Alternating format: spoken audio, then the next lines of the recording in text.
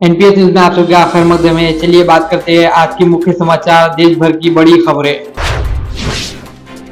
साहब तो तबाह हो गया, इफलासी मुफ्त क्या तो तुम्हारे क्या हो, तुम हैदराबाद में तुम लोग बैठे।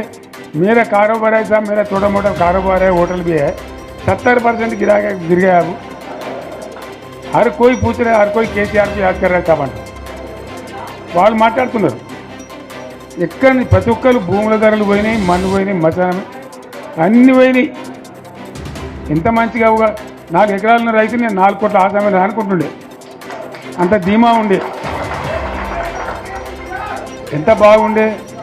హైదరాబాద్ నుంచి అడిగితే కూడా వచ్చి మనం ఇవ్వకపోదాం భూములు, డిమాండ్ పెరగానని.